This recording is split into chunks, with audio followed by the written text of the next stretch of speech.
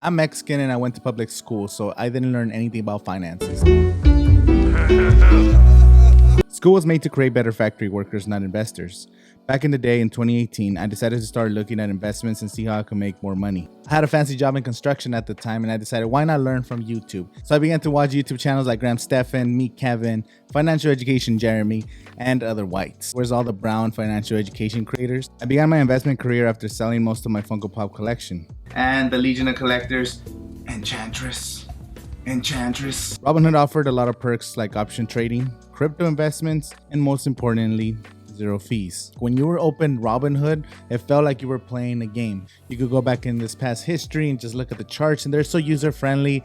It really is a great app to use, I'm not gonna lie. I put in $50 at first because it's scary to put your money in unfamiliar places, besides your established institutions you can trust.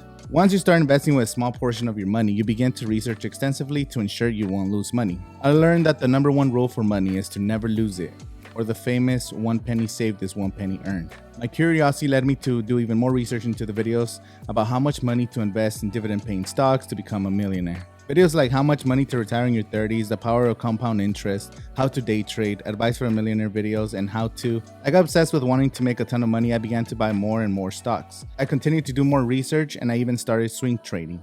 The reality, I wasn't very successful with my trades. I even started to make YouTube videos about finances in 2018. So the last week has been crazy, guys. I've been up 18% this week, 2,292. After 2019, I decided to give up my new obsession and decided to just stick to long-term investing. I realized I didn't need that kind of stress in my life, looking at charts and prices when I was going to hold for the long term anyway. I was in high school when the collapse of 2008 happened, when my parents and my brother lost their homes during the time. When I got older, I did research on the 2008 financial crisis. A cataclysmic event had happened, everything tumbled down, and just great buying opportunities everywhere in the stock market. I told myself I was going to be ready for the next Black Swan event, but I didn't know it was going to happen so soon. Markets in free fall this morning here in the U.S. as they have done in the global markets already. At the beginning of 2020, the pandemic, I was stuck at home for 2 months. I didn't really work, so I was investing into the stock market again. I was doing research, that buying opportunities, everything was on sale. Hedge funds and billionaires took out a massive short position on the company called GameStop. A band of Redditors on a subreddit called Wall Street Bets called their bluff, drove the stock up to the tune of thousands of percentile more to force those hedge funds to liquidate billions of dollars in losses while the merry band of Redditors gets rich. That's how I stumbled across GameStop and AMC and all the craziness that was happening. It's the ultimate David and Goliath story.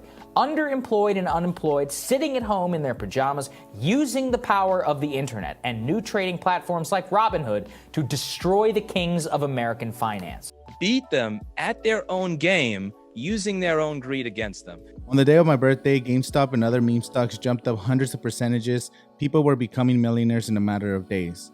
Robinhood had made it so easy and so user-friendly for people to invest. Nothing could stop this. The people had beat the rich at their own game. One of the financial companies was down billions of dollars at one point. The apes were really stronger together. That's until Robinhood pulled the plug. Apparently, one of the most popular trading sites has now restricted trade in GameStop, AMC, and Express. Would cause the removal of free commissions. Doesn't that mean that trading on Robinhood isn't actually free to begin with? Certainly, Congresswoman, Robinhood is a for-profit business and needs to generate some revenue. Even AOC and Ted Cruz were on the same side. Robinhood, which had the same name of the famous bandit who stole from the rich and gave to the poor, just did the opposite and protected the big dogs. Robinhood was selling data to big companies, and Robinhood was free, but you are never free if you are the product. You have to explain to me in what world Robinhood and others literally are trying to force a crash by closing the open market. Is that fair? They should all be in jail. I was furious. I made some decent money on AMC, but I couldn't believe what Robinhood had done. Not since Pokemon Go in 2016 has so many people participated in a single cause. Everybody was talking about meme stocks in Robinhood.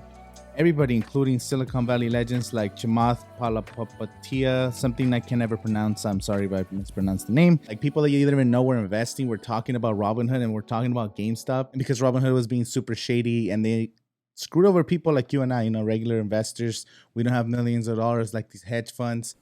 These hedge fund guys, they've been manipulating the stock market in a very similar way forever. Yeah.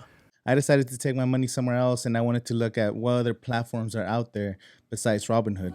Another financial company also began to emerge, and that was Sofi. Well, who the hell uses Sofi, and how can they afford to buy the rights of an NFL stadium? I first heard about Sofi because of the charges, but I still didn't bother to do any research because no one gets excited about a new bank. I'm gonna be honest, it took me a long time to transfer all of my money from Robinhood into Sofi because I didn't want to sell certain positions, but now I don't have any money left on Robinhood and I moved everything to Sofi because it just gives you so much flexibility and way less stress of opening like 4 or 5 different apps. On the same app, I'm able to check cryptocurrency. I have some crypto. Shout out Sofi. How to use my Sofi card to get that bonus points. On the new Sofi app, I have most of my crypto in other apps because Sofi doesn't carry all the cryptocurrencies out there, but it does give you some of the major ones. So if you want to play it safe when it comes to investing, every day you sign into the app, you get rewarded for signing in. You get like streak bonuses for signing in every single day. And then those rewards you could turn into stocks, you could turn into crypto, as well as the credit card. I mentioned the credit card earlier. You could actually earn points. I transfer those and convert them into more stocks. Now I have a link in the description for anybody that wants to try out the Sofi app for themselves. I do get a small commission when you click the link. You don't have to use the link, but it definitely helps support the channel. So now let me know in the comments below, do you guys currently own any meme stocks, GameStop, AMC, BlackBerry? I personally still own BlackBerry. Make sure you guys like and subscribe if you hate Robinhood as well, and click right here to watch another video that YouTube thinks you should watch next, or click right here, one of my other videos. I'll see you guys in the next one.